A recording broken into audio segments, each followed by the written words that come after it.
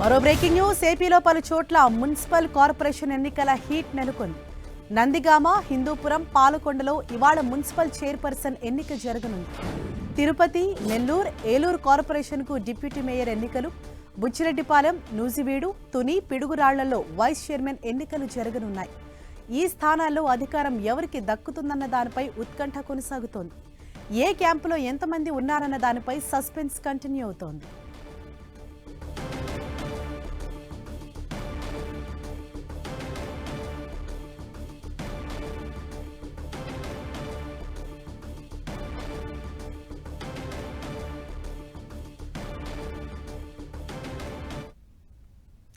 ఇదే విషయంపై మరింత సమాచారంతో మా ప్రతినిధి విజయ్ చంద్రన్ మనకు అందుబాటులో ఉన్నారు. విజయ్ చంద్రన్,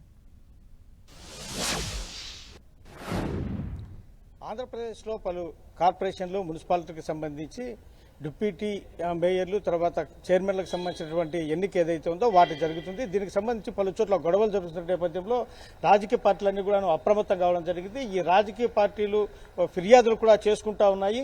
ఇప్పుడు మనం రాష్ట్ర ఎన్నికల కమిషన్ కార్యాలయం దగ్గర ఉన్నాము. అంటే మనం రాష్ట్ర వ్యాప్తంగా మనం చూస్తే కనుక మెజార్టీ స్థానాలను కైవసం చేసుకునేందుకు కోసము తెలుగుదేశం పార్టీ ముమ్మర కసరత్తు చేస్తూ ఉంది. కార్పొరేటర్లు, కౌన్సిలర్లకు వైసీపీ అయితే కనుక విప్పు జారీ చేసింది.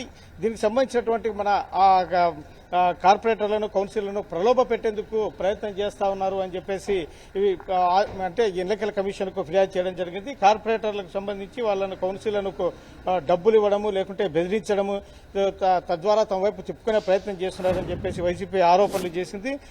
ఈ రోజు ఈ డిప్యూటీ మేయర్, తర్వాత మున్సిపల్ చైర్మన్లు, వైస్ చైర్మన్ల ఎన్నికలు జరగనున్నాయి. దానికి సంబంధించినటువంటి అన్ని ఏర్పాట్లను అధికార యంత్రాంగం రాష్ట్ర ఎన్నికల కమిషన్ చేసి చెప్పింది.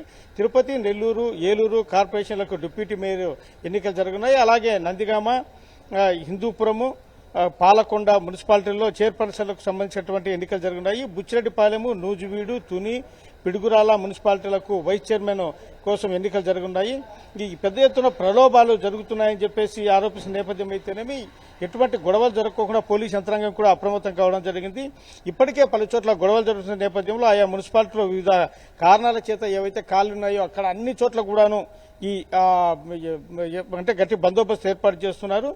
ఒక్కొక్క కార్పొరేషన్కి, మున్సిపాలిటీకి సంబంధించి ఇరు రాజకీయ పార్టీలు కూడాను వారికి సంబంధించినటువంటి ఇన్ఛార్జీలను నియమించడం జరిగింది.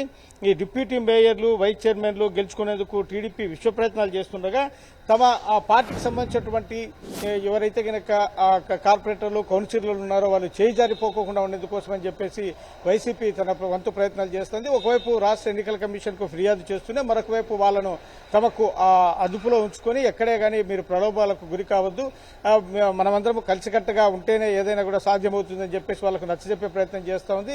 ఇరు పార్టీలు కూడాను తమకు శక్తి మేరకు ఒకవైపు కౌన్సిలర్లను లాక్కునే ప్రయత్నం టీడీపీ చేస్తుండగా మరొక వైపు వాళ్ళను చేజారిపోకుండా చేసే ప్రయత్నం అయితే కనుక వైసీపీ చేస్తోంది. దీంతో ఈ ప్రాంతాలకు సంబంధించి అంటే కనుక ఈ కార్పొరేషన్లు, మున్సిపాలిటీలకు సంబంధించిన ఆయా ప్రాంతాల్లో ఉత్కంఠ నెలకొనింది.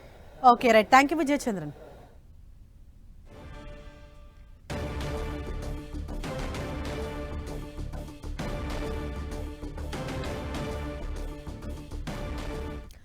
ఇవాళ మున్సిపల్ చైర్పర్సన్ ఎన్నిక నేపథ్యంలో హిందూపురంలో హైటెన్షన్ కొనసాగుతోంది.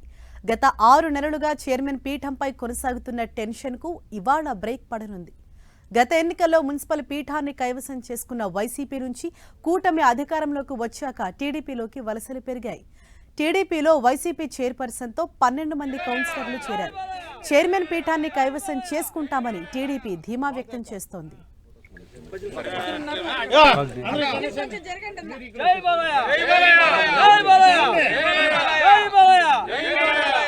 భారతి అక్క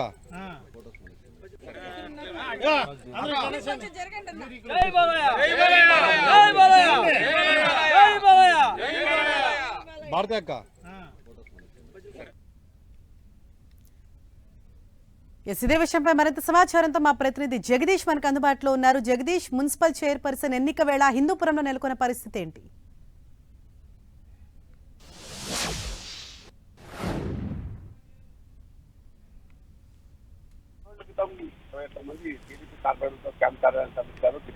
ఈ రోజు అక్కడ నుంచి కూడా బయలుదేరి ఇప్పుడే బాలకృష్ణ నివాసానికి చేరుతున్నారు. 21 మంది మున్సిపల్ కౌన్సిలర్తో పాటు టీడీపీ ఎమ్మెల్యే బాలకృష్ణతో కలిసి మున్సిపల్ సమావేశ ఎన్నికల నేపథ్యంలోనే ఈ రోజు మున్సిపల్ చైర్మన్ ఎన్నికల నేపథ్యంలో పోలీసులు కట్టుదిట్టమైన భద్రతా ఏర్పాట్లు చేశారు.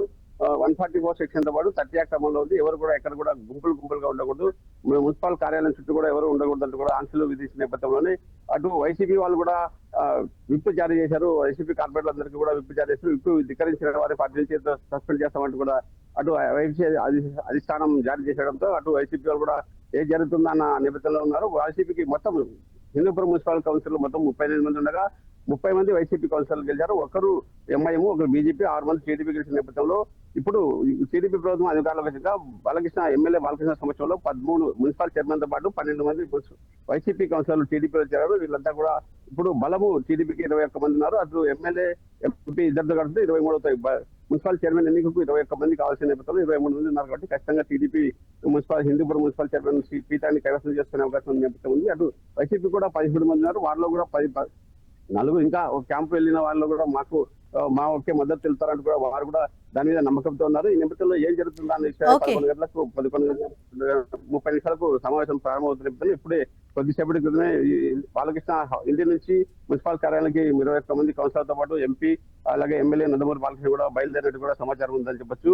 ప్రస్తుతం అయితే మున్సిపల్ చైర్మన్ గా ఉద్రిక్తత కొనసాగుతూనే ఉంది హిందూపురం పట్టణంలో అని చెప్పొచ్చు. Right, thank you Jagadish.